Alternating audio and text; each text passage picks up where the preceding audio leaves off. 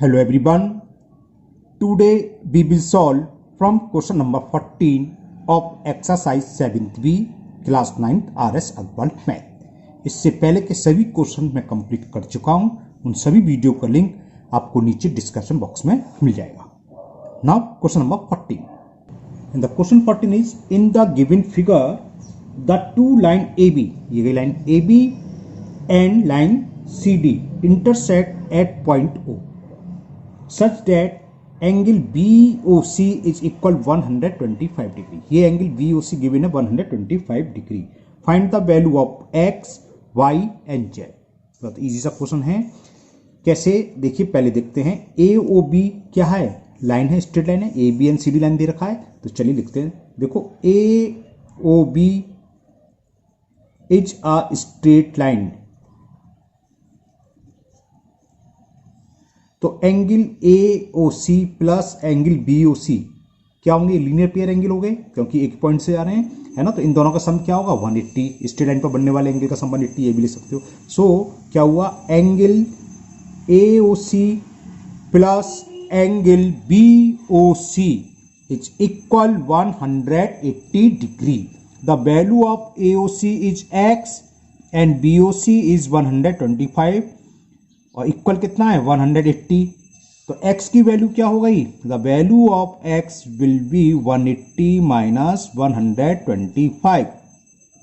बोरो लिया तो 10 में से 5 सब्ट्रैक्ट करा 5, यहाँ 7 रह गया, 7 में से 2 गया 5। तो आंसर इज x की वैल्यू हुई 55। जो x डिग्री का एंगल है वो कितने बराबर इक्वल होगा?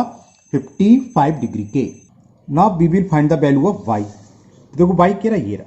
y इज इक्वल किसके होगा? इसकी 125। ये कैसे है? Vertically opposite angle. Angle AOD equal to होगा एंगल BOC। क्यों? Because these are vertically opposite angle. चलिए मैं डिटेल में लिख देता हूं। क्या है? लाइंस AB लिख दोगे। लाइन AB एंड CD, ऊपर बार बनाओ मत बनाओ, कोई दिक्कत नहीं है, चल जाता है। मैं इसमें AB and CD intersect at O। So angle AOD is equal होगा एंगल BOC। वही लिखा है जो मैंने आपको दिखाया था। ये देखो AOD इक्वल टू होगा BOC। ये एंगल इसके इक्वल हुआ। क्यों? These are vertically opposite angle. क्यों हैं? देते हैं reason. These are vertically opposite angles. ये वर्टिकली अपोजिट एंगल है। AOD की वैल्यू क्या है? y, और BOC हमें गिवन है 125 डिग्री। तो y एंगल जो है किसके इक्वल हुआ? 125 डिग्री। अब रह गया केवल z। अब z को दो तरीके निकालने के, या तो this plus this straight line पर है, बल्कि उससे सिंपल क्या है? x इक्वल टू z होगा। जी देखो कौन सी CD और BB इंटरसेक्ट कर रही हैं, तो ये एंगल इसके इक्वल होगा, वर्टिकली अपोजिट एंगल। तो डायरेक्ट लिख देते हैं एंगल BOD इक्वल टू होगा एंगल AOC। तो angle BOD is equal angle AOC cause vertically opposites और एंगल्स को शॉर्ट में से लिख देते हैं एंगल्स। BOD की वैल्यू क्या है? Z, और AOC किसके था? X, और X हम वैल्यू फाइंड कर चुके 55। तो Z is also will be equal to 55 degree. Okay, तो तीनों वैल्यू फाइंड हो गई। X is 55, Y is 125 and Z also 55 degree. Now next, second last question number 15. And the question 15 is, if two straight line intersect each other, then prove that the ray opposite to the bisector of one of the angles so form bisect the vertically opposite angle। क्या है समझाते हैं अभी। Question का मतलब समझिए। Question ये था, टू स्ट्रेट लाइन है AB एंड CD जो बाइसेक्ट कर रही है O पर। अब देखते हैं चार एंगल है 1 2 3 4, ये दोनों आपस में वर्टिकली अपोजिट, ये दोनों आपस में वर्टिकली अपोजिट। तो ये कह रहा है अगर हम एक एंगल का बाइसेक्टर ड्रॉ करने वाली रे ली, ये रे हमने ले ली जो इसको बाइसेक्ट करिए, अगर हम इसको पीछे बढ़ाएं तो ये अपोजिट डायरेक्शन बढ़ाएं तो अपोजिट वर्टिकली अपोजिट एंगल, इसका वर्टिकली अपोजिट तो होगा, तो इसको भी ये बाइसेक्ट करती है। यानी कि हमें प्रूव करना होगा ये एंगल इसके इक्वल है। क्वेश्चन समझ में आ गया? तो थोड़ी सी लैंग्वेज लिख लेते हैं। क्या? लेट टू लाइन कौन कौन सी है वो लिख देते हैं, A B and C D intersect each other at O, है ना जरा, A B and C D. तो let two line A B and C D intersect each other at O. ये तो ये रखा है। अब दोबारा सुन लो question, if two line intersect each other then prove that the ray opposites to the bisector of one angle, यानी कि जो एक एंगल को बाइसेक्ट करिए इसके अपोजिट्स रे कर रहे हैं, है ना। तो bisect the vertically opposite angle, ये वर्टिकली अपोजिट एंगल है इसका जो, उसको भी बाइसेक्ट करेगी। तो इस फिगर के हिसाब से इसको कुछ पहले नाम दे दूं, A B C D O, ई मान ले रहे हैं, ये मान ले रहे हैं ई, और ये रे मान लेते हैं हम, पॉइंट दे दिया मैंने एफ। तो यहां क्या दे रखा है कि ओ ई, जो रे ओ ई है, O E is the bisector of angle A O C, इस पूरे एंगल का बाइसेक्टर है। देखो मैथ्स में आपको अगर लैंग्वेज से बचना हो तो हम इसे एंगल जो है, एंगल इसको क्या लिखेंगे वैसे, ए ओ ई, तो इसको खाली 1 मान लो, इसे 2 मान लो, इसे 3 मान लो, इसे 4 मान लो, तो लिखने का हमारा काम बच जाता और कुछ नहीं है। हम 1 लिख देंगे, बनना लिखना पड़ेगा एंगल ए ओ ई। अब देखो ये क्या है, O E is the bisector है, इसका मतलब एंगल 1 इक्वल टू एंगल 2 होगा। बाइसेक्टर का मतलब क्या होता है, किसी भी एंगल को 2 इक्वल पार्ट्स में डिवाइड करना। तो ओ इज द बाइसेक्टर, हमने लिख दिया O is the bisector of angle A O C. So क्या होगा, एंगल 1 इक्वल टू होगा एंगल 2। क्लियर, ये बात समझ में आ गई होगी। एंगल 1 इज इक्वल टू होगा एंगल 2। हमें प्रूव क्या करना है, हमें ये प्रूव करना है कि एंगल 3 इक्वल टू एंगल 4 होगा। ओके, अब जरा यहां देखना, ये ई एफ दिखाई दे रही है ना, ये एक लाइन है ई एफ और एक सी डी, ठीक है, या ई एफ और ए बी, दोनों एक करके लिखनी। चलो मैं लिख देता हूं, E F and A B intersect each other at O. देखो क्या, ई एफ ये रहा, देखिए ये ई एफ और ये ए बी, तो इंटरसेक्ट कर रही हैं। तो ये जो एंगल है, एंगल 1 इक्वल टू होगा एंगल 4 के, क्या वर्टिकली अपोजिट एंगल। बात वही तो है, देखिए दोबारा समझिए, एक लाइन ये जा रही थी और एक लाइन ये जा रही है, तो ये एंगल इसके इक्वल होते नहीं होते। ये मैंने इसको नाम दे दिया ए बी और ये मान लो ई एफ। तो ये एंगल कौन सा, एंगल 1 इक्वल टू होगा एंगल 4 के। ठीक है ना, A B and E F, तो कौन कौन से एंगल बने लाइन के बीच में, ये वर्टिकल अपोजिशन हुए। तो क्या होगा, एंगल 1 इज इक्वल एंगल 4। क्यों, because these are vertically opposites angles. थोड़ा स्पेस पीछे लिखना से इसे इक्वेशन सेकंड डाल दे रहे हैं, ध्यान दे रहा मेरे को। सिमिलरली अब देखो सी डी और ई एफ इंटरसेक्ट कर रही है ऊपर, तो ये जो एंगल है 2 इक्वल होगा 3 के, ये भी वर्टिकली अपोजिट एंगल है, ये लिख दो। C D and E F intersect at O. So angle 2 is equal angle 3. इसको ऐसे इक्वेशन 3 डाल दो, फिर लिख दो these are vertically opposite angles. Clear. अब देखो एंगल 2 इक्वल टू एंगल 3 और एंगल 1 इक्वल टू एंगल 4 हमने प्रूव करा, लेकिन फ्रॉम इक्वेशन फर्स्ट ये लिखा है 1 इक्वल टू है 2 के और 1 किसके इक्वल है 4 के, तो यानी कि 4 इक्वल टू किसके होगा, 2 किसके इक्वल 3 के। तो आप डायरेक्ट ऐसे लिख सकते हो कि from equation first second and third क्या करा हमने, 1 इक्वल टू 2 है ना, तो 1 की वैल्यू क्या है 4, तो 1 की जगह लिख दिया एंगल 4 इज इक्वल एंगल 2 है और 2 किसके इक्वल है 3, तो 3 के इक्वल लिख दिया एंगल 3। समझ में आ गया, 1 इक्वल टू 2, 2 इक्वल टू 3 के, तो 2 इक्वल टू 2 की जगह लिख दिया मैंने, 2 की जगह 4 आ गया, सॉरी 1 की जगह 4 आ गया, 2 की जगह 3 आ गया। ओके, अब देखो 4 इक्वल टू 3 ये है, तो यानी कि रे ये दोनों इक्वल हो गए, यानी कि ये क्या है ओ एफ बाइसेक्ट कर रही है एंगल बी ओ डी की। तो this implies O F ray O F bisect angle VOD, यही हमें प्रूव करना था। समझ में आ गया? बहुत सिंपल था, कुछ नहीं था इसमें। तो हमने एक बाइसेक्ट ड्रॉ करा, तो ये इक्वल इसके होगा, इसका नाम दे दिया एंगल 1, एंगल 2, एंगल 3, एंगल 4। तो ये इसके इक्वल हो, क्यों? क्योंकि गिवन है कि OE is the bisect of this angle. और हमने इसको पीछे प्रोड्यूस करा, यानी कि बढ़ाया। तो हमने जब बढ़ाया तो देखा एंगल 1 इक्वल टू एंगल 4 के होगा, क्यों? क्योंकि these are vertically opposite angle.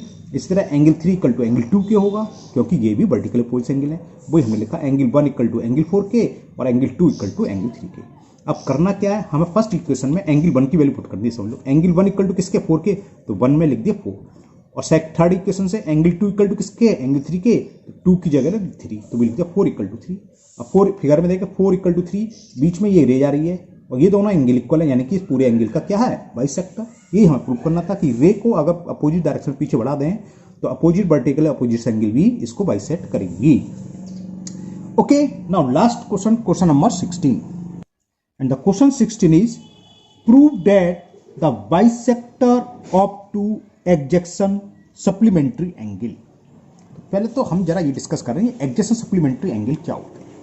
देखो सप्लीमेंट्री एंगल क्या होता है? 2 ऐसे एंगल जिनका सम 180 डिग्री है ना, ये तो आप जानते हैं। लेकिन एडजेसेंट सप्लीमेंट्री एंगल यानी कि एक ही लाइन पर बनने वाले एंगल, अलग अलग नहीं, एक ही लाइन पर।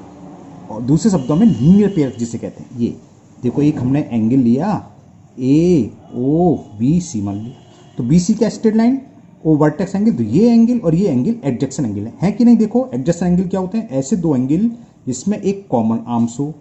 तो angle AOB and angle AOC की बात कर रहे हैं हम। तो देखो कॉमन आर्म्स कौन सी है इसमें? AO है। कॉमन वर्टेक्स हो, कॉमन वर्टेक्स कौन सा है? O। और जो अदर्स आर्म्स हैं वो इसके आइदर हो, आइदर मतलब अपोजिट साइड्स हो। अगर एक लेफ्ट है तो एक राइट साइड। तो कौन कौन सी आर्म्स? OC है इधर है, तो OB किधर है? इधर। तो ये क्या हुए? Adjacent angle. और सप्लीमेंट्री क्यों है? क्योंकि ये एंगल और इन एंगल का सम क्या है? 180 डिग्री। क्लियर? बात समझ में आ गई? ठीक है ना। तो एडजेसेंट सप्लीमेंट्री एंगल आप सीधे सीधे समझ लो लीनियर पेयर एंगल है। ठीक है, लीनियर पेयर तो एडजेसेंट एंगल होते हैं, एडजेसेंट एंगल लीनियर पेयर नहीं होते। और लीनियर पेयर है तो इन दोनों का सम 180 हो गई होगा। तो क्वेश्चन में क्या करा है? ऐसे जो एंगल हैं अभी हम दोबारा बनाएंगे, इसका बाइसेक्टर ना angle proved at the bisector. हाँ, इसका ये बाइसेक्टर हमने ड्रॉ करा और इस एंगल का बाइसेक्टर ड्रॉ करा।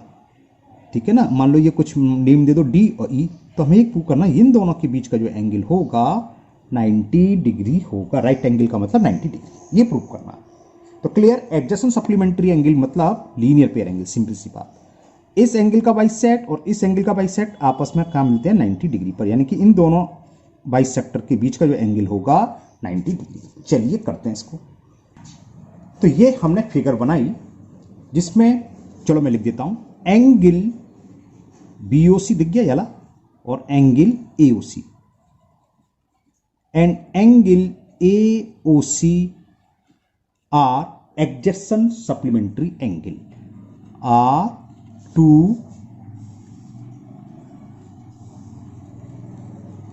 Adjacent supplementary angles. अभी हम डिस्कस कर चुके हैं ना supplementary angles, adjacent supplementary angle की बात चल रही है। खाली सप्लीमेंट्री एंगल होते तो अलग अलग होते हैं ना, लेकिन यहां कर रहा है एडजेसेंट सप्लीमेंट्री एंगल। क्लियर? यानी कि उन दो एंगल का सम जो का 90 डिग्री, वो तो सप्लीमेंट्री होते हैं। और एडजेसेंट एंगल जानती हैं कि एक कॉमन, एक ही वर्टेक्स से बनने वाले अलग अलग दो एंगल जिसमें एक आर्म्स कॉमन हो और अदर्स आर्म अपोजिट डायरेक्शन में हो। सिंपल सी बात, linear pair adjacent supplementary angle होते हैं। अब हमें प्रूव क्या करना है? चलिए लिख ही देते हैं प्रूव क्या करना है। टू प्रूव, ये गिवन है, गिवन लिख दो। चलो पूरा कायदे से करते हैं। गिवन, जब प्रूव करना तो सिर्फ टू प्रूव, जो हमें प्रूव करना है। क्या प्रूव करना है? बाइसेक्टर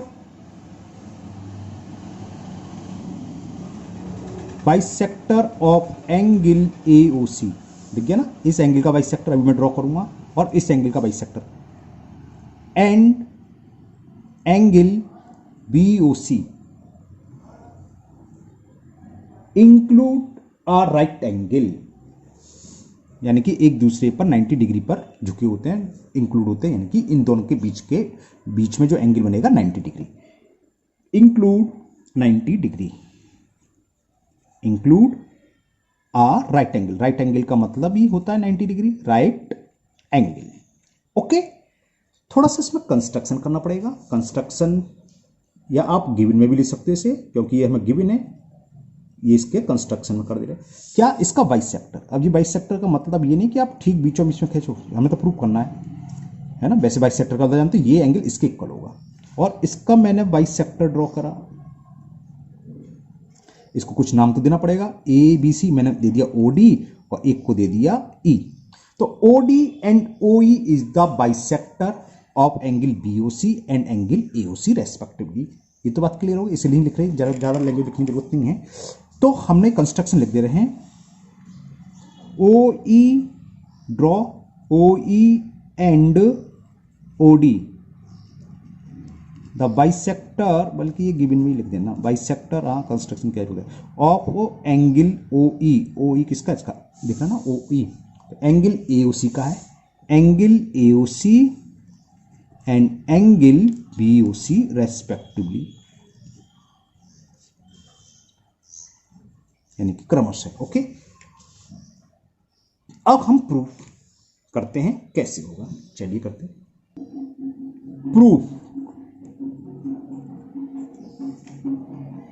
प्रूफ देखिए इसका, देखो ये फिगर ये रही मेरे पास, O E is the bisector of angle A AOC. AOC का बाइसेक्टर है। बाइसेक्टर का मतलब ऊपर डिस्कस कर ही चुके कि ये एंगल इक्वल होंगे, तो एक पूरा एंगल क्या होगा, इसका डबल होगा।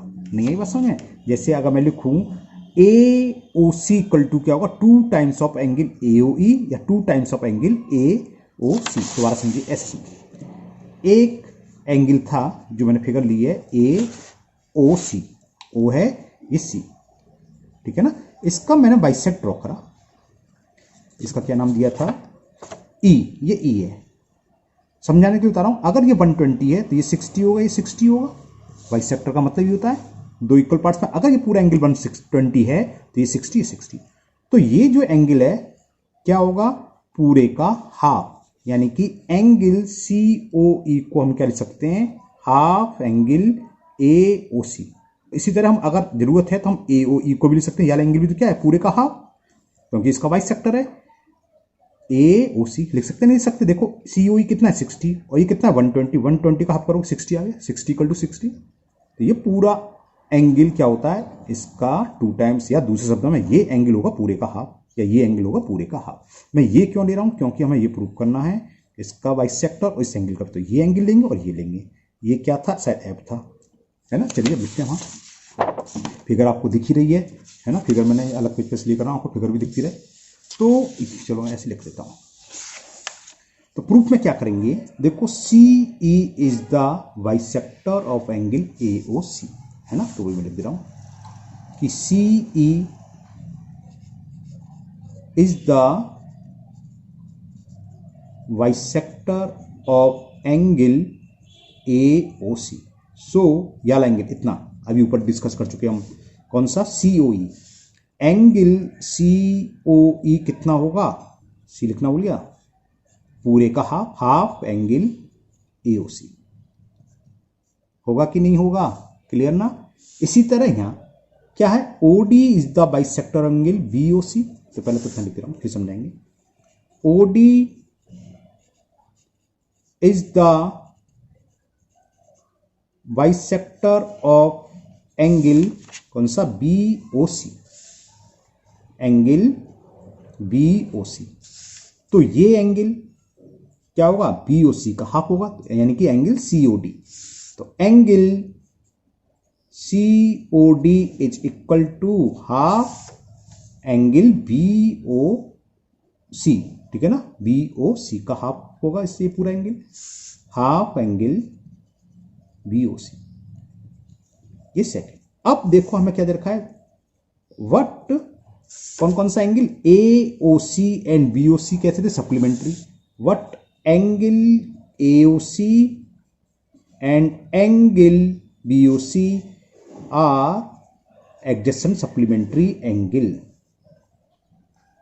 मेन हमें सप्लीमेंट्री से मतलब सप्लीमेंट्री एंगल्स। तो इन दोनों का सम क्या होगा भाई, A O C plus angle B O C is equal 180 degree. Supplementary का मतलब ही होता है ऐसे दो एंगल जिनका सम 180 हो, तो 180 हो गया। अब क्या करें, बोथ साइड में हाफ से डिवाइड कर देता हूं, तो 1/2 angle AOC plus 1/2 angle BOC is equal क्या 1/2 180 डिग्री। कोई फर्क पड़ेगा? कोई फर्क नहीं। अगर इक्वेशन हम सेम साइड से डिवाइड कर सकते हैं, सेम नंबर से मल्टीप्लाई कर सकते हैं, कोई फर्क नहीं पड़ता, सेम रहता है ना, ये जानते हो। इक्वेशन फर्स्ट से हाफ AOC किसके इक्वल है? ये रही इक्वेशन फर्स्ट से, हाफ AOC इक्वल टू है एंगल COE के।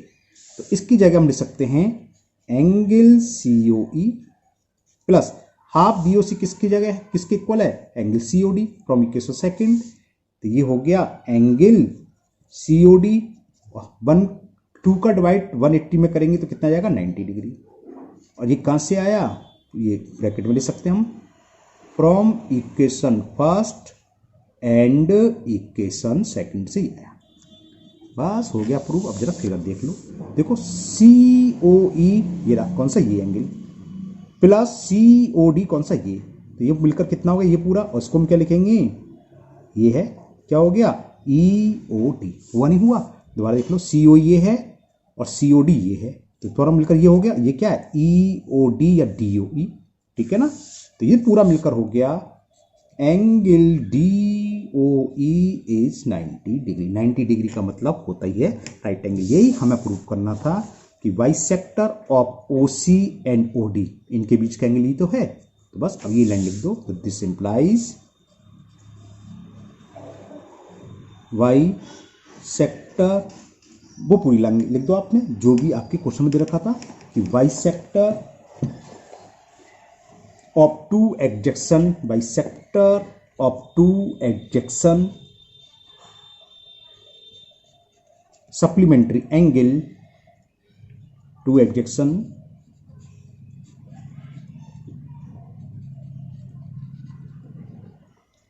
ये रह गया सप्लीमेंट्री एंगल बाइसेक्ट या इंक्लूड, बाइसेक्ट नहीं include at right angle, include a right angle.